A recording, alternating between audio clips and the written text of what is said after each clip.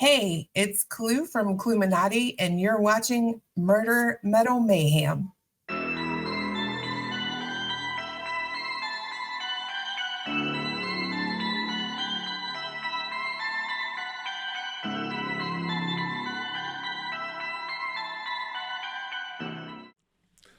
This is Pete Altieri of the Murder Metal Mayhem podcast, and I have the privilege to interview Cluey from the CLUEminati channel here on YouTube.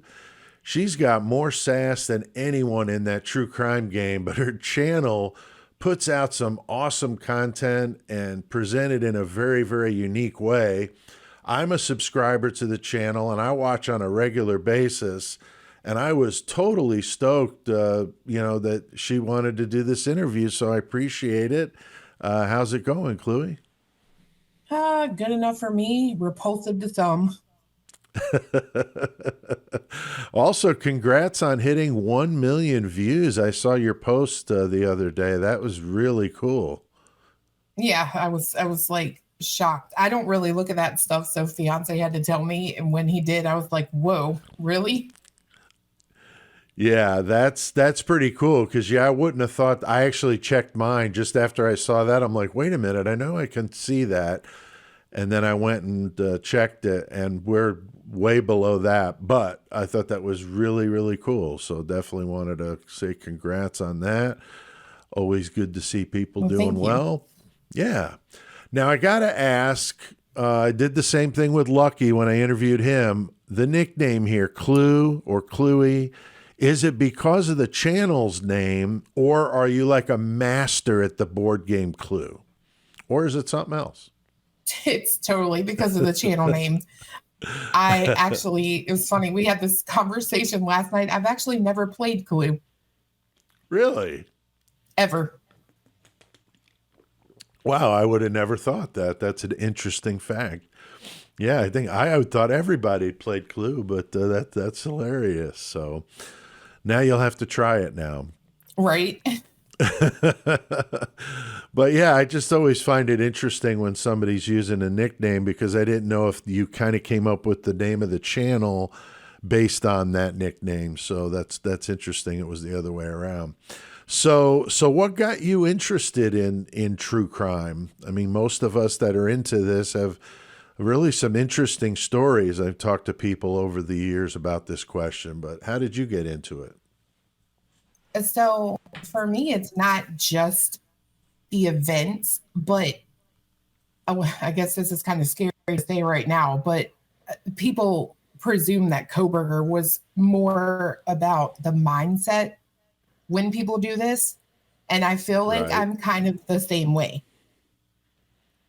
Like what drives a person to kill? You know what I mean? Like, I feel like everyone at some point in time has probably been like mad enough to possibly injure someone really badly. But what makes it go from the thought to the action? Right. Or pushing somebody and they fall and hit their head on a coffee table and die from a simple push. So really anybody, like you said, that's an interesting way of looking at it. I think it's a very thin line. I think some people are obviously predisposed to that sort of thing, but I think, like you said, I mean, anybody gets on the wrong day, gets pissed off, and it could escalate with anything. I mean, it is kind of frightening to think of that. And I will say the other side for me was also, I've always been, for some reason, extremely talented at finding information on people. A funny story really quick. When I met my fiance, he was, you're talking about your past and the things that you've done. And he told me that his ex was never married. And it was about 5 seconds. And we found out that not only was she married before, but she was still married when they got married. Oh, shit. Wow. Yeah. That's crazy. Yeah, I saw you had done the deep dive on the Moscow PD. And so I knew that you were like super into doing that. I mean, that's pretty cool and definitely fitting with your nickname. Yeah. searching for those clues. I mean, that's pretty awesome. I know my anointment into the true crime game was when I lived on the East Coast. My grandparents both lived in the Bronx, and I remember being there in that summer of Sam, when Son of Sam was Mm. out and about. I was about 10, I think, and I remember when it got dark, we had to go inside, or it was getting dark. We were called inside because he was still out there, and that was kind of scary. A pretty, had a big impact on me as a kid. And then my mom was an attorney's secretary, and one of their clients was Hella Craft. I don't know if you've heard, or Crafts, if you've heard that name, but No. it was a famous Connecticut case where a husband uh, chopped up his wife and froze the parts and then put them through a wood chipper to get rid of the Oh, body. And it was what inspired the Fargo movie to use that wood chipper in the scene. So really? anyway, yeah. So my mom was that divorce attorney secretary. So these are the conversations I was having at the table as a pretty young kid and teenager. So I was definitely like mesmerized by it, and always have found it fascinating. Like you said, what makes a person tick? I've interviewed Dr. Catherine Ramsland twice, and she's the one that was Koberger's professor that's been in the news when they brought it up that he went to DeSales. Yeah. So, it's always interesting to talk to somebody like her with that kind of knowledge that she's got. And she's written some amazing books about true crime, but she definitely goes at it from the psychological side of it, because that's her specialty. So I think that's super cool. I'm always I'd, I'd fascinated. love, I would love to study under her. Like, no lie. I think that would Yeah, be she's so amazing. nice. She's so nice. She's got like 50 books. I mean, I've got like Hmm. 6 or 7. And when I interviewed her, and she was got a book coming out, and I asked her how many books. I was like, holy shit, she's just got an amazing gift, and she's got like 5 degrees, and she's constantly going to school. It's Yeah. unreal. Now she's retired from being a professor, but she still works for the university. And I've been really anxious to try to get a hold of her, but I know she was really, getting hounded by the media when all this broke with Koberger. So I've been trying to just keep my Hmm. distance, but I'd love to talk to her again. I know she won't talk about him, but there's so much other cool stuff to talk to her about. Yeah. I'm curious too, like why she won't talk about him. Like maybe Well, I she could think I've potentially be heard, called. yeah, see, I've heard rumor that she's supposed to be a defense witness, which is interesting. Obviously she, maybe has good things to say about his character, I would assume. And I don't know how many classes he took with her. I just know she was one of his professors, but with her background and knowledge, I could see why he would have really gravitated to her. And I'm getting ready to do a panel with Andrew Myers, the attorney. He's going to be doing something on BTK and Koberger, and knows that I interviewed Dr. Ramsland, and we talked about the BTK book because that was one of the things we got into. And so that'll be interesting to talk about that case. BTK, pretty Oh yeah. fascinating. Yeah, so any of that stuff, I love it.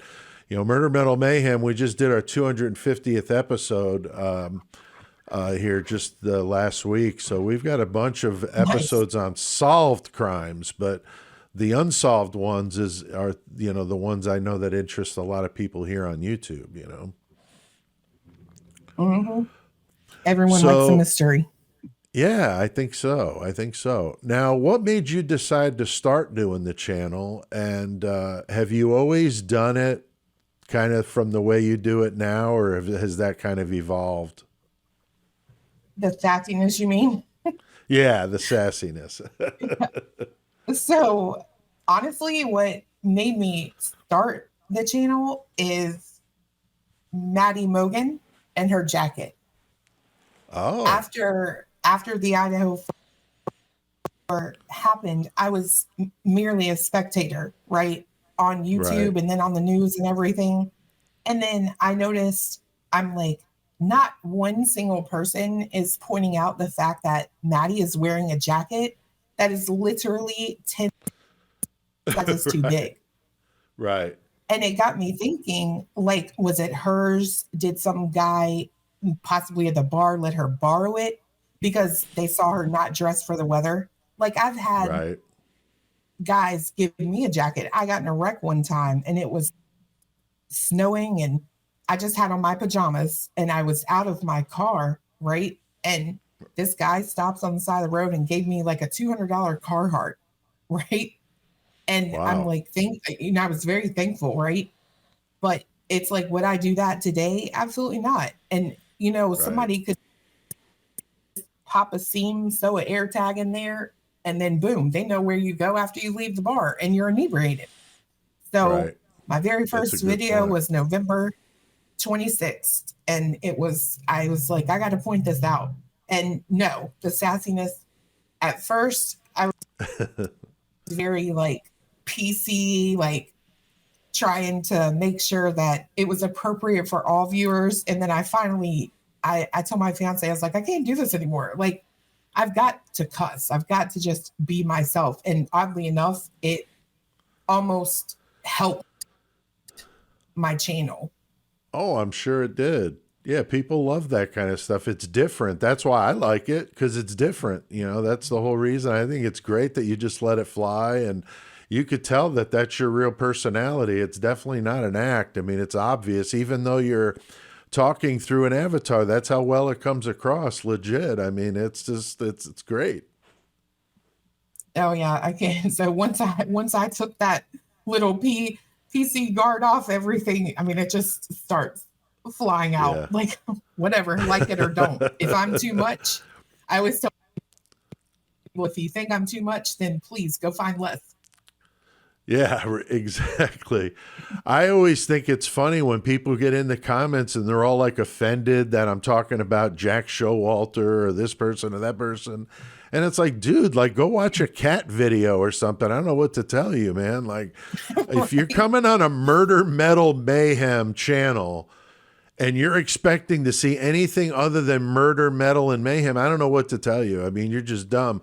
I love your intro where you Yeah. point out that kind of stuff. It's just so ridiculous, that it It's even almost needs to like be said.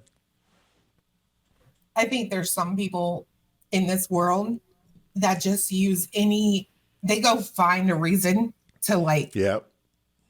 you know what I mean, bitch and moan. Like, I hate to Oh, say it yeah. like that, but it's true. No, it is true. That's the damn truth. I agree with you 100% there. I mean, that's just the thing. I think some people just wake up miserable. I don't get it, but if I didn't like a video, I couldn't even imagine commenting anything super Right. negative unless it was like grossly like inappropriate. I don't even think I would do that. I would just exit out of it and go watch something Right. else. Turn it off. Yeah. Yeah, it's just so dumb. So it's I don't get it at all. It's just definitely not the way I like to do things. And I think, yeah, that's what makes your channel successful. I mean, you wouldn't have a million views if people didn't like it. But also remember that Howard Stern movie, Private Parts, when they talked about his ratings, and he was talking about people that didn't like him listened to him more than the people that did like him.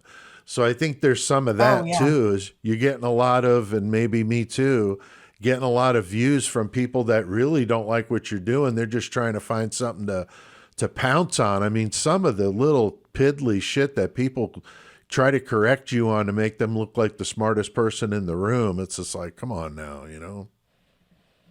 Yeah, it's called hate watching. Yeah. And I mean, if you want to put out all this content, video after video after video, make no mistakes, be my guest. I'd love to watch you do it. That's what some of them get all stupid. It's like, well, when you got a channel and you've got some videos that offer your perspective, just send me the link. I'll check it out. But until then, dude, like, move on. I don't get it. Oh yeah, people get on me. They don't hate, like, but like, people who watch me already know, like, I can read, I can write, I can spell, but sometimes getting the words out of my mouth and them sounding the way they should doesn't Right. happen. And Yeah, it's but like it's I'll get but it's people, real. Yeah, but I'll It's still get people that'll be like, it's pronounced da da da. And I'm like, okay, oh, my bad. right. Yeah, like Moscow. I mean, that's pretty hard not to say it Moscow after every 56 years of my life. That's how it's been said, you know. Never even Yeah. heard of that before. So the Idaho 4 case definitely has the true crime community like completely engaged. And it's crazy how the views go so far up with the creators doing videos on that as compared to anything else. I mean, do you see that on your channel as well? Yes. I see the numbers, right, with this case. It doesn't matter what else you put out there, really. Like it could be super like, for example, I did something on the missing woman in Missouri, right? Donna I, and Okay. hardly anyone watches it. You know what I mean? And it's like this is Sure. active right now. Like we could help find her, but Wow. it doesn't get near as many views as the Yeah. Idaho case, which I get it, right? I mean, it's been going on for so long. Everyone is so engrossed in it. But Right. I think there's also a reason for that because every time I turn around, I notice something or hear something or find something that's super interesting, which Right. just leads to more curiosity, right? Like Yeah. the fact about the brass, right? Like DNA only Mm-hmm. lasts like 4 hours on brass, but the cops weren't Interesting. called for 8 hours. So, how did you lift DNA off of this butt Oh, wow. Interesting. on the sheet? Interesting. Wow, that's fascinating. I did not know that.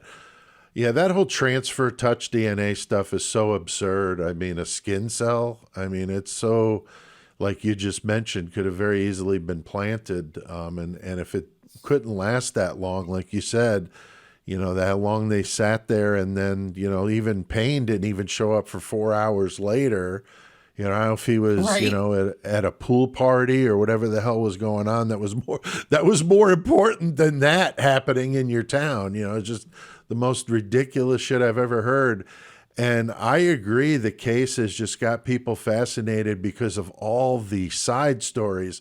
I've never known a true crime case, and I've been doing this for a long time, that has ever had that many plausible explanations of who could have done it, Mm-hmm. and all of that. And that's why I did that video I did on the lambs to the slaughter, because the more I thought about it, I'm like, I can't rule any one of these jokers out. So maybe it was all of them. No. You know, is that even possible? You know, I mean, I know it's crazy, but it almost seems like that has to be what happened because there's just way too much. I mean, you can't rule the cops out. You can't rule the Mm-mm. frats out. The drug angle with Emma and Demetrius can't really rule that out. I mean, it's, my gosh. I mean, I never seen anything like it. It's like a made up story.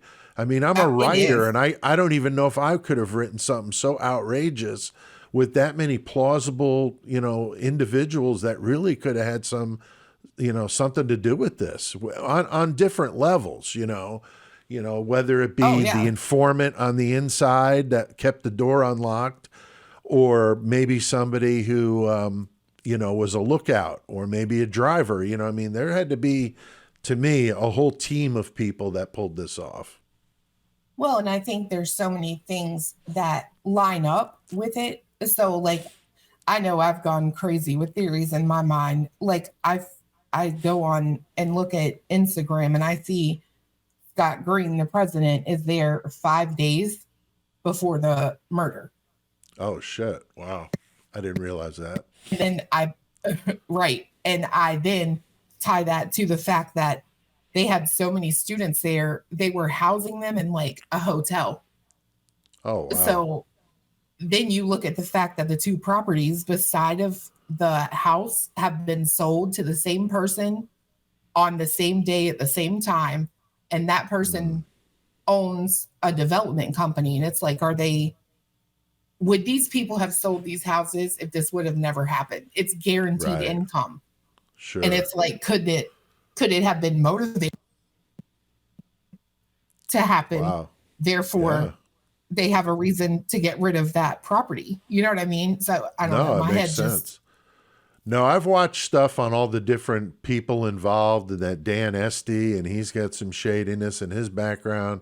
I mean, there's all mhm. kinds of stuff, like you said, these little rabbit holes. But this case is just got so many of those things. This and Delphi are almost neck and neck for me when it comes to just outrageous stuff going on that really has people, I mean, I looks like you. I just did a video on the case of the Brooklyn apartment where they found a guy chopped up in the freezer, and I did a video on that, and I got like 400 views. But I could do an Idaho 4 Which is one, and I crazy. got one that just hit 30,000 of one of Yeah, mine on Idaho 4. What the hell, like it's crazy because that right there, somebody being chopped up and put in a freezer, that is Right? like that's And it literally just Dahmer happened. stuff. It is, You know what Dom. I mean? That's what the neighbors were saying. Is this is like Jeffrey Dahmer? I was like, holy shit, because I'm in the Midwest, so I'm not that far from that whole Dahmer thing. So it's yeah, that was of course a huge case and still is. It's just fascinating. But I think it's unbelievable. That some people are so convinced that Brian Koberger did those crimes, and then you've got this other group that thinks he's 100% innocent. And I'm kind of in the middle on that whole thing. I really don't know. I mean, I lean towards he didn't have anything to do with it, but maybe he did, but certainly not alone. But what are your thoughts on it? And so from day one, I have tried that to stay 50-50. Like, I think for, all right, you go to a restaurant, right? They ask you what you want to eat. You wouldn't pick something without seeing the menu. So for Right. me, it's like, I don't have all the info. Right. They could have a bombshell and it be dropped. And if I've been sitting out here saying he's innocent, I look foolish. You know what I mean? Right. No, I agree. I No, do that's think it that's true. was, I think it was possible for one person to do this, even in the time frame they've given, because we did an experiment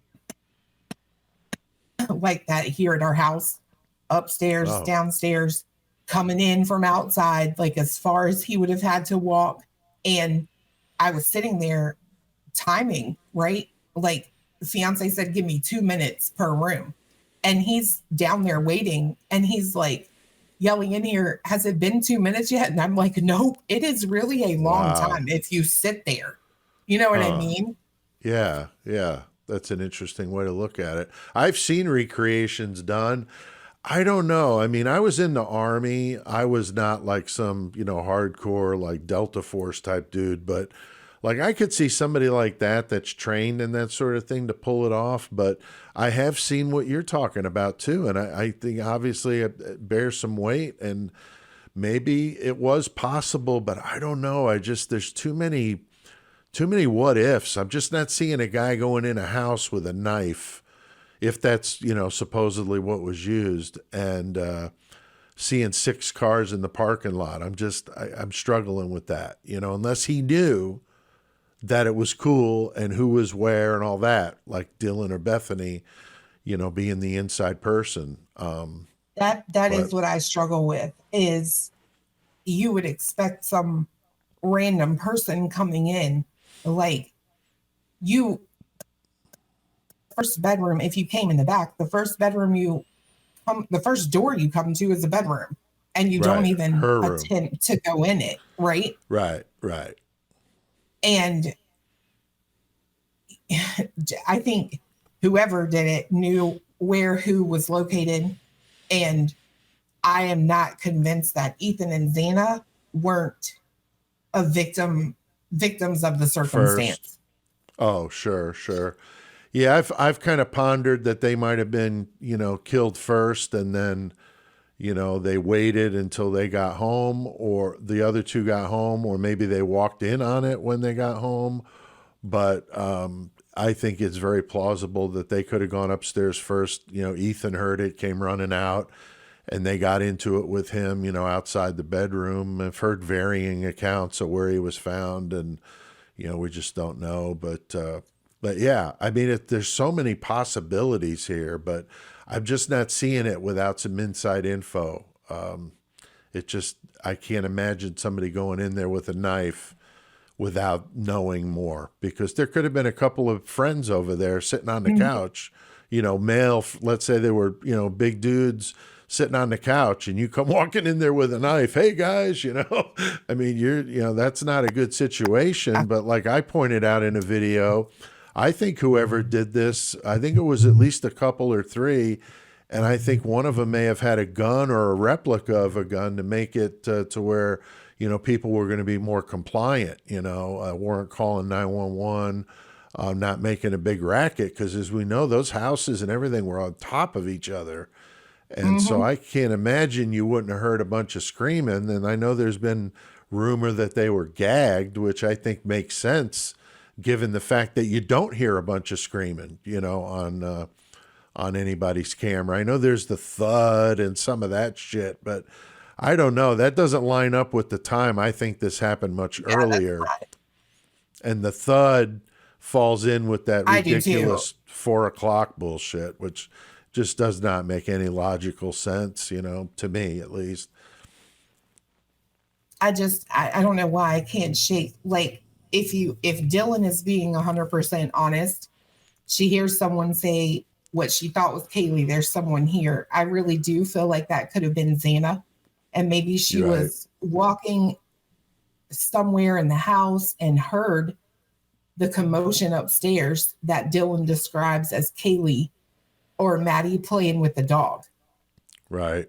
But she realizes it's not somebody playing with the dog, right? She hears scary. You know what I mean?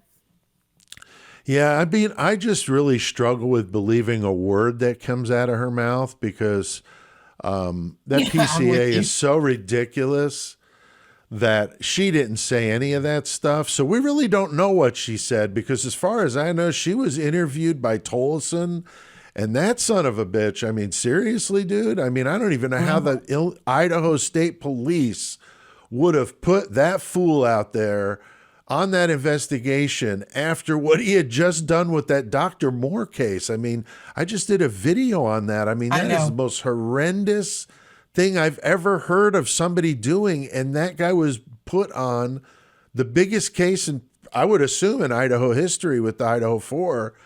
And then Brett Payne, is also got some suspicion there with him. I mean, 2 people doing that investigation with some really shady, and the Tolleson isn't even shady. I mean, it's just straight up like fact that he did some of that stuff. And, burying those witness statements and some things that ring very similar to what's going on in Idaho 4, playing games with vehicles, which vehicle was which. I mean, timestamps. I mean, like, boy, I wonder where they got that idea, from that dude doing that stuff up there in Bonner's Ferry. I mean, it's really crazy. So I just, I don't know. I don't really believe either of Dylan or Bethany, but I also don't know what they said. We don't know what Bethany said, because they, for some reason, didn't put any of that in there. But with Dylan's, I think was just fiction to fit their story of that vehicle leaving at 4:20. I think they built everything around that. And as absurd as that is, I think personally that's what they did. There's that vehicle leaving town at 3:45 going by that mobile. And to me, I think that's the damn Elantra they were seeing. And I think that's the one that ended up in Eugene, Oregon, a week later, crashed, that linked back to that Dan Esty, the owner of the friggin' house. I mean, seriously, how is that just glossed over, that woman that owned that car bought it from Dan Esty, just happened to be the guy that owned 1122 King? I mean, that's just nuts. I mean, you can't write this shit. I mean, it's too absurd. I mean, right down to the address. When have you ever known, Cluey, a true crime case where there's been a hot debate over the damn address? They can't even get that right. Is it king? Is it queen? It's ridiculous. The judge thing, like that just sounds like a spoof, like somebody's making a mockery of a case. It's so ridiculous. I mean, holy shit. And you know, that's why we've been talking about this with our viewers that are so into the case, because like we're sitting here talking about this. I mean, you know, you and I could probably talk about this for hours, you know, because there's so much shit to talk about. And that's why creators like us, you know, can just keep going and going and going. I mean, I got you know, 3 or 4 I do a week, and I'm doing at least, you know, 3/4 of them on this case, you know. But now, what do you think of the private driver? I know I did a video on him, saw a couple others do videos, and then I saw people saying that the videos were wrong, that it's not Eric Gower. But what are your thoughts on that whole situation?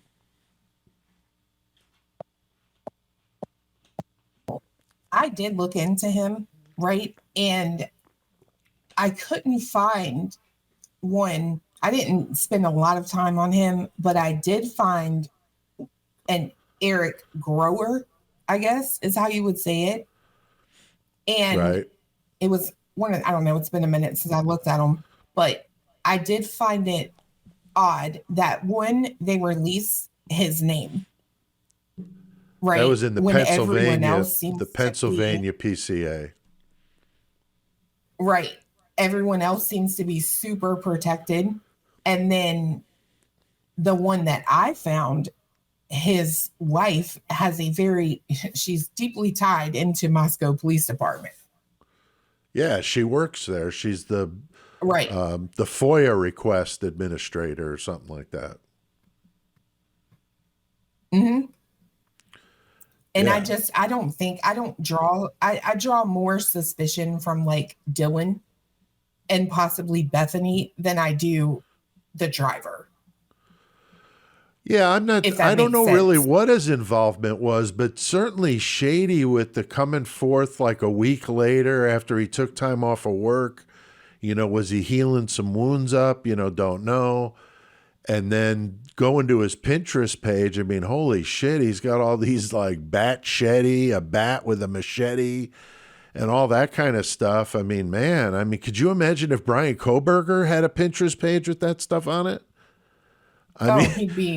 He'd already had the firing squad. He'd already have it. You know, the people would go nuts. They're going nuts off a skin cell on a sheath. I couldn't even imagine if he had a Pinterest page like that. As a matter of fact, I'm getting ready to do a video on musical alibis. If you took him and gave him any one of the alibis of Jack S., Jack D., Dylan, put all of them, and in that he would look much more guilty than what he looks with his alibi, which they're claiming, you know, is weak. But how is it any stronger or less strong than I was sleeping, you know, or I was driving to my parents' cabin for 5 hours at 2:00 in the morning. Right. And that's what I was going to say in terms of Dylan.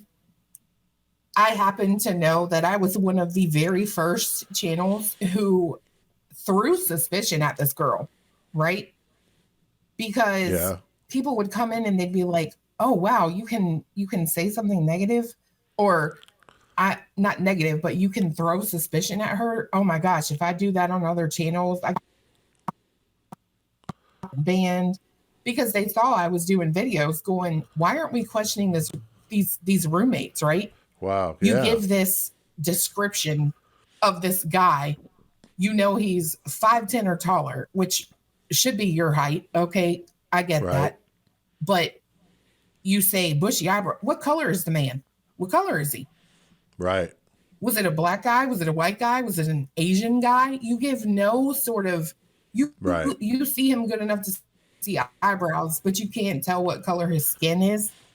Right. That's weird. Yeah, that's a good point. And then that's a good if point.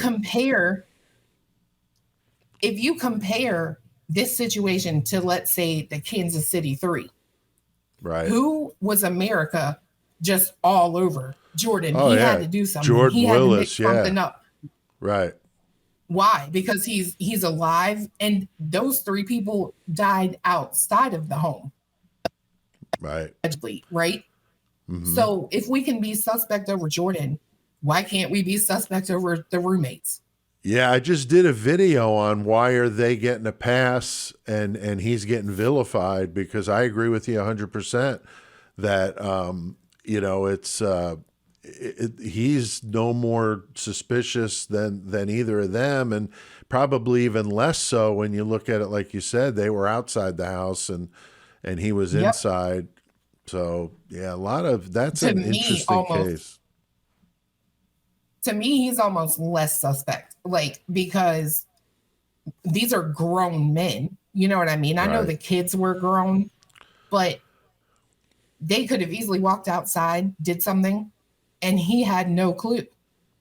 Whereas you're in the house and you're hearing things that they don't sound right. Right. You say you heard a male voice, which means you didn't recognize it. And it's saying something funny. It's okay, I'm here to help. Right. Why didn't you at least exit your room and check on your friends? Right. Yeah, it sounds like something that somebody made up. It's what sound like. That's why I think it sounds like something, you know, Brett Payne made up to make it fit this ridiculous narrative. And that's, you know, and that's what I'm thinking. And speaking of law enforcement, I mean, you know, my dad was in the law enforcement game. I've got a friend that's a prison guard that we have on the podcast. You know, I've got people that I know that work in that industry, and it's hard for me to really think that the police would do stuff like this. And I know that it happens, but I just don't want to believe it. But this situation in Idaho is not making me think anything other than sheer suspicion when it comes to all this. I mean, what are your thoughts? I mean, do you think the police actually were part of this? Mm-hmm. So I can tell you the things that make me think it is a option, right? If we look at the Banfield video where those guys were stopped for allegedly being drunk in public. Right. If you look at the very beginning, when the body cam starts, the two officers are sitting in the car. Then you see a car approach them, and they have to pull in beside of them because the way the brake light goes off, it's like they depressed the pedal and they park, right? Right. Didn't you just do a video on this? The passenger, he kind of waves to him, right? Right. Could be innocent, but then they turn out, and then you see the guys walking. They didn't. Right. They're walking straight. They're walking fine. Then when they come back across the street with those boys, you see those people running in the background. Right. Do I think that could have been a distraction? 100%, because I've never seen a police interceptor with upgraded trim inside, no spotlight, no any kind of cop shit. Mm-hmm. There's nothing in it. Yeah, when you pointed that out in the video and I looked inside, I'm like, that looks like a car you just go by at the lot. Like, that doesn't look like a police car at all. Right. And let me tell you, I'm so like anal about this stuff. If I put something out there, I want facts behind it. I went back and looked at the purchasing, because, you know, that stuff's public information. Right. I go back and look at all the purchases they made. They never once bought a hybrid police car. Right. Just SUVs, right? Right. Yeah. Your video on that was really good, because I'd been suspicious that car was one of the Elantras. I think, or look, because it looks kind of like an Elantra, but I think that there were multiple cars that were on these videos that they're claiming was Brian, because I can't imagine somebody with his knowledge thinking it's a good idea to circle the house 3 or 4 times and then do a 3-point turn while he's at it and get himself on every damn video camera. I mean, that's the most absurd shit. And then to think somebody that would be dumb enough to do that could pull off that crime and leave a speck of evidence, a speck of transfer DNA. Doesn't even prove he was ever there. With him.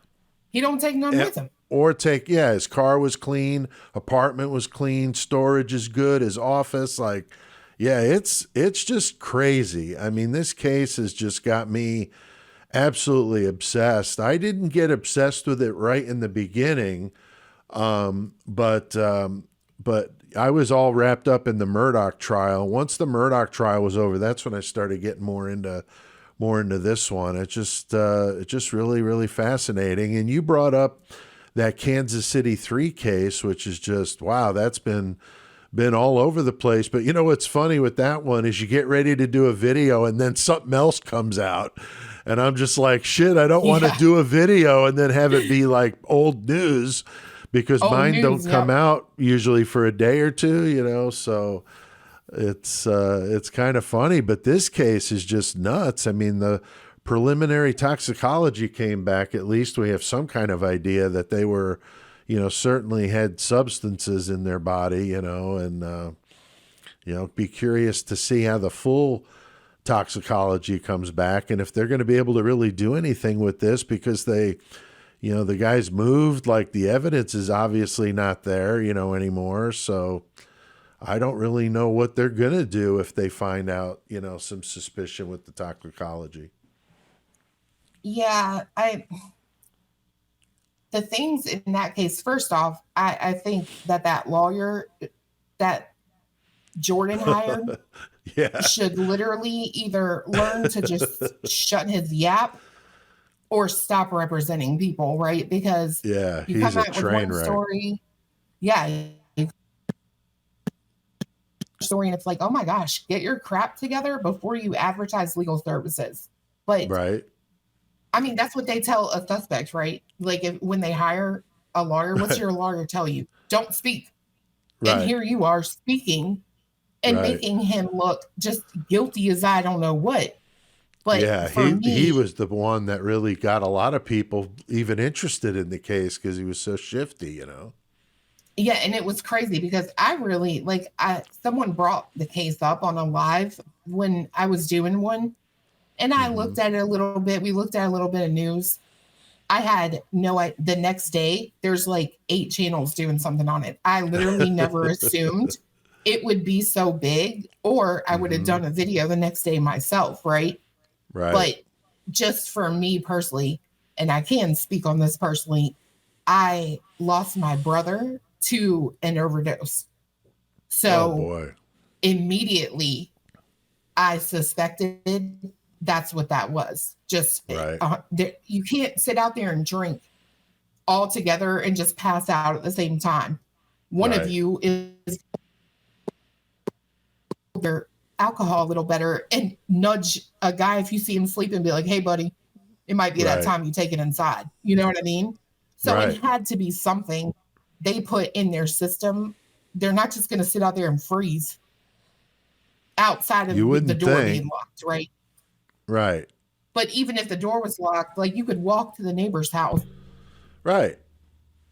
Yeah. Or break a window, for Christ's sake, if you had to get in there, you know? I mean, it makes no logical sense. Like you said, 3 adult men that are, you know, fully healthy guys that would just lay down and die in a backyard. It just makes no sense, you know?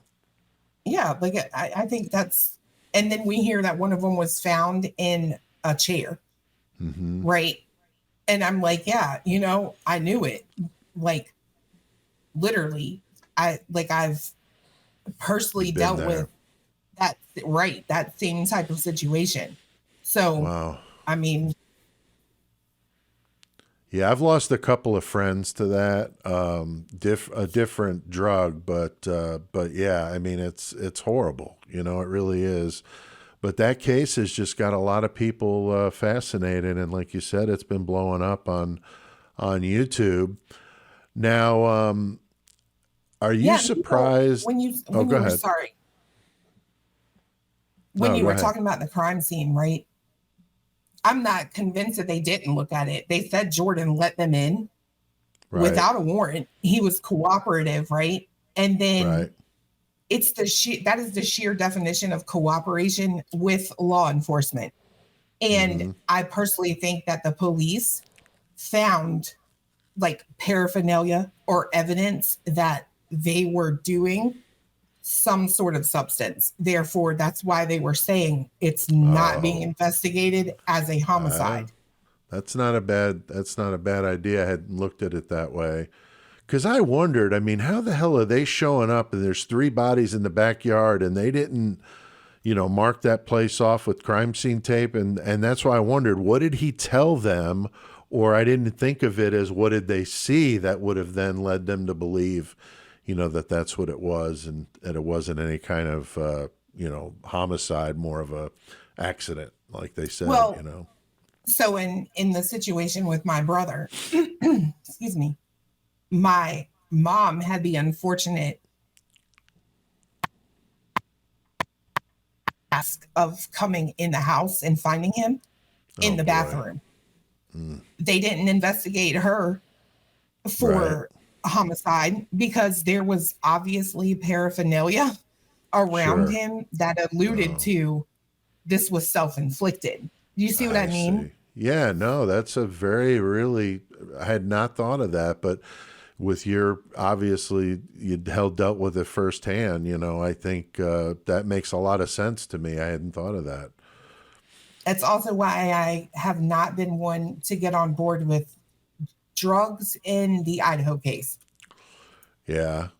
because it's super hard to, I don't think people realize all the things that these kids are into, especially being in sororities and a fraternity. Like you're constantly Right. having to do fundraisers, bake offs, whatever.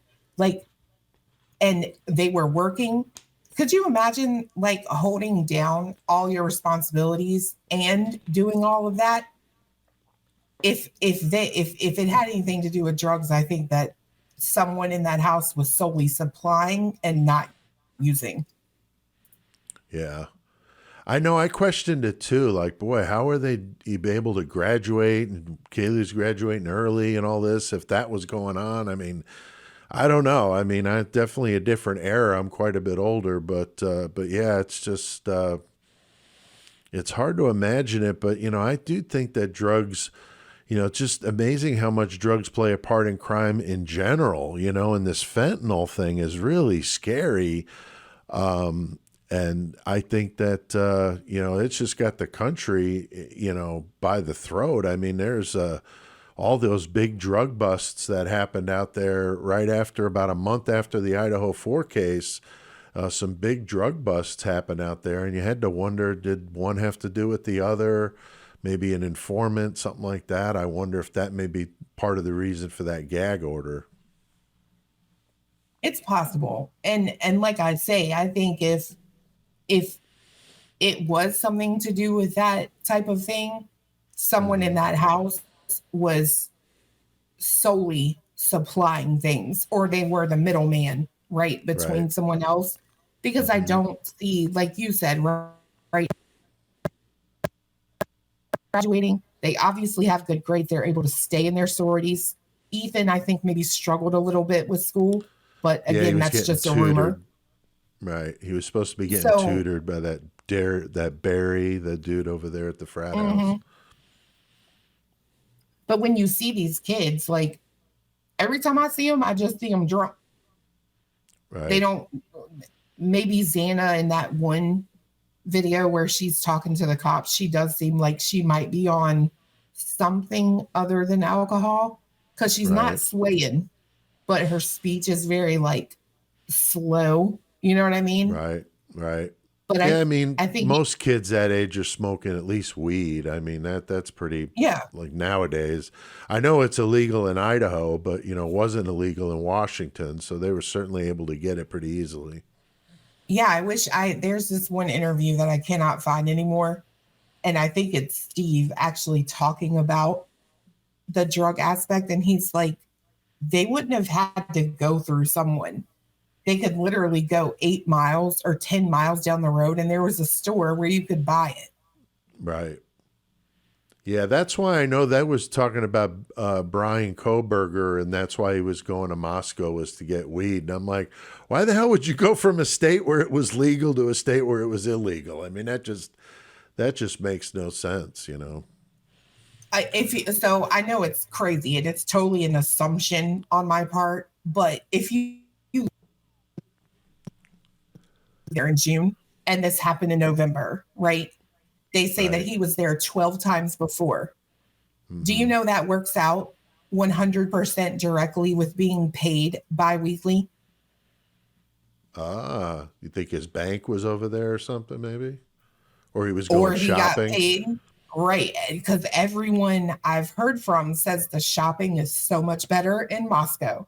So I've heard the same thing. So that makes total sense. And I mean, I live in a Twin City type environment where people are going back and forth all the time. And I mean, you might have a particular restaurant you like in that town that's not in your town. I mean, that's just, with that being so close like that, I didn't read anything into that either. And also, you know, the way the towers were, they're so scarce over there, you know, he could have pinged off a tower because another tower was busy, I've heard. So that's not even or if it's really down. Mm-hmm. So like if that tower's down, you're gonna capture service from the closest one that's working.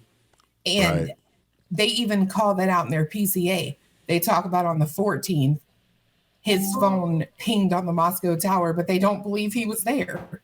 Right. I did see that. I thought, wow, you're saying this. I had to read that twice. Like, wait a minute. You're just saying that this is bullshit in your own PCA.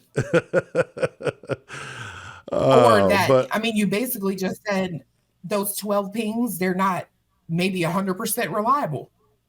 Right. Exactly. Now, I was talking earlier about how much I enjoyed the way you do your videos, and I like the way you do the graphics and some of that. We've used on Murder Metal Mayhem, we've used, you know, dark humor for a long time, and it's definitely not for everyone, but don't you think that it's kind of a breath of fresh air, so to speak, to have a little bit of humor in talking about such dark subjects like we do? Oh, 100%. The graphics, that's because I've spent like 5 years making graphics, and I'm not a master of the video portion, but I am starting to branch out and start doing some cooler stuff with the video. But I'm a happy person in general, right?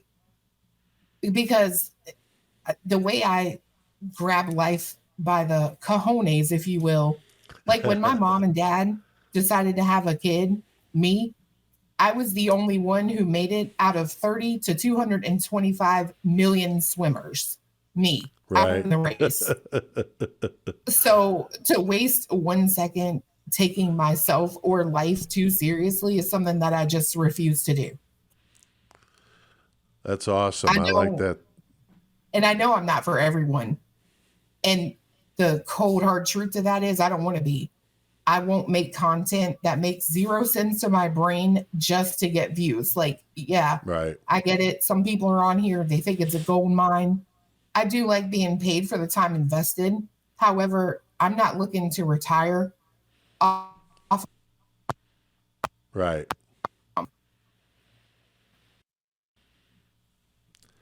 Yeah, I think that a lot of people have that attitude that like we're like millionaires, you know, on YouTube, you know. And you know, I've just started to become monetized, so I'm just first starting this, but you know, when you're up there 100,000 subscribers plus, I mean, you're pulling in some pretty good money, I'm sure. But like you said, I mean, the amount of time invested is just unbelievable. And you know, most of us are just doing this by themselves. I mean, I don't have like a support staff and interns. I've got a couple of viewers that have been awesome, volunteering to do some research for me, and they've been fantastic, and I'm really appreciative of it. But you know, most of us are running bare bones or solo, and you know, doing video editing and all this shit that, you know, you have to just learn how to do it, you know. Oh yeah, and I'm fortunate. I did music videos when I was playing in a band, so I've been dealing with video stuff for a while. So I didn't have to worry about that end of it.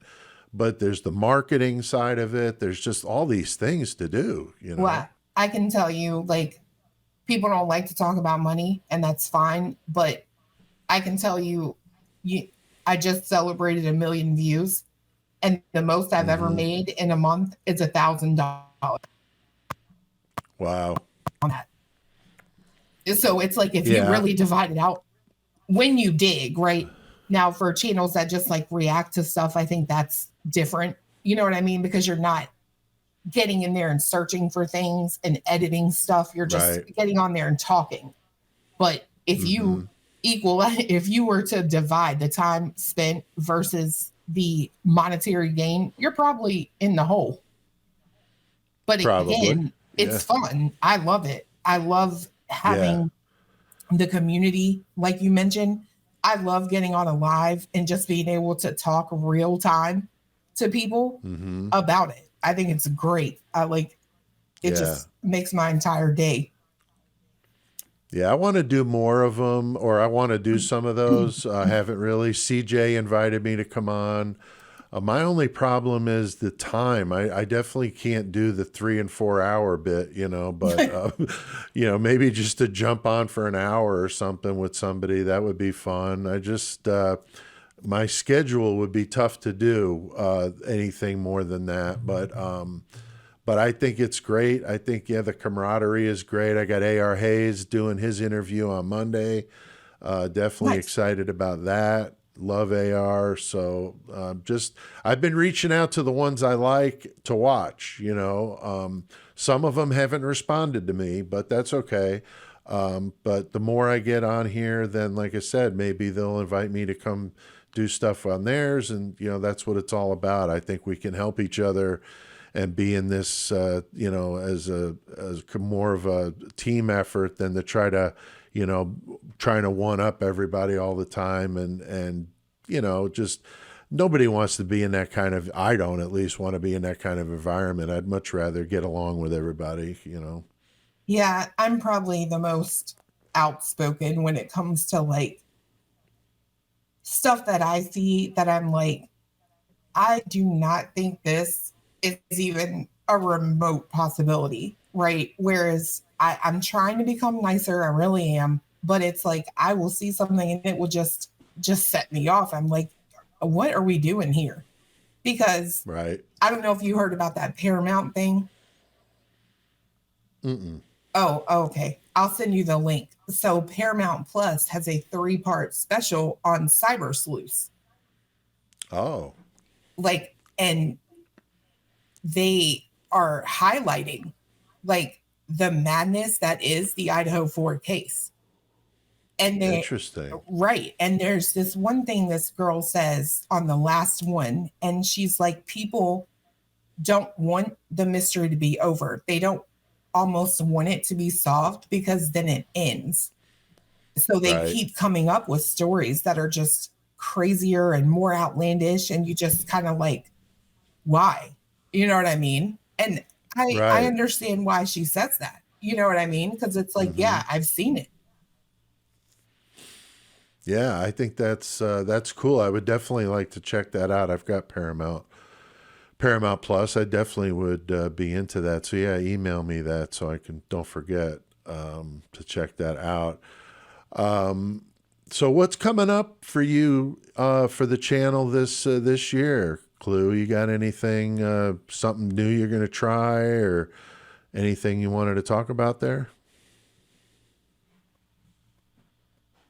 So I really don't plan anything ever. Like literally last weekend, we're on the phone, of course, right behind the scenes. And someone was like, we should just do a live.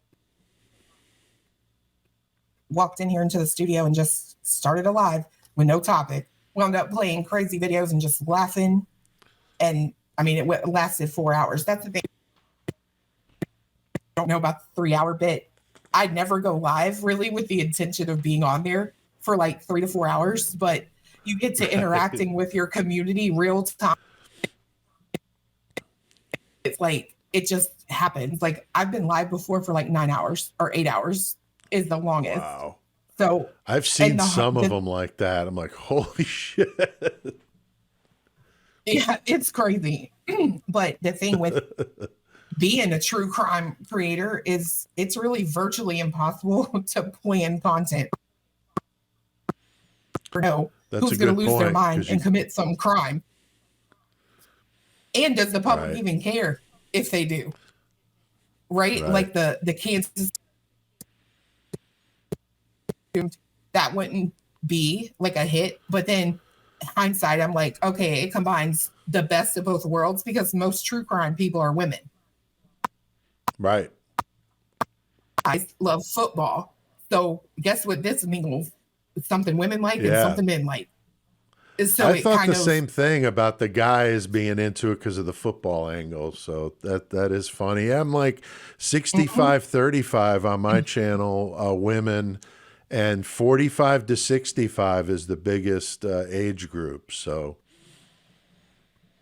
for me, for I started, our channel. I think I started about there, and then slowly the men numbers started creeping up. So it was like 80-20, and then now it's about like probably around where you are, 60-40. Interesting. Yeah, I find the analytics really fascinating to look at, but you can get really sucked into that too. So I try not to spend too much time there. But I had this thing, Clue. I watched your live, I think it was over the weekend, and you guys were talking about the devices that women use to urinate outdoors. Oh, Shiwi. Yeah, I thought those were great. But here I thought of one you could use, and if you do it, I'm not asking for any money, you can do it, is a CLUEminati version of a Clue, and put your logo on the Clue. Oh, so that's a great idea. I actually know suppliers who could make that. I was watching that video. My wife and I were dying, and then I was looking over the questions this morning, and that just jumped in my head. So, but anything you want to add? What's that? That show that you were talking about, Yeah. The one where we were on the phone and we were like, we should just go live. That was it. That was that show. Yep. That was great. Yeah, that was really funny. But anything else you want to add, Clue? Anything to our Murder Metal Mayhem viewers? Hopefully they're going to go check your channel out. Of course, I'll link to that all down below. You guys know the drill, but want to make sure that if there's anything else you wanted to add, to give you a minute to do that. Yeah, come on over. We're crazy, but we're cool crazy. So that's right. Full of sass and kicking ass, that's for sure. Right. Like the personalities over there are great because the community, like people already know what they're going to get. Yeah, and Fiance is just hilarious in the background. I get a kick out of the Fiance comments in the background. That's pretty funny because a lot of the shit he says is stuff like I'm thinking, so it's pretty funny.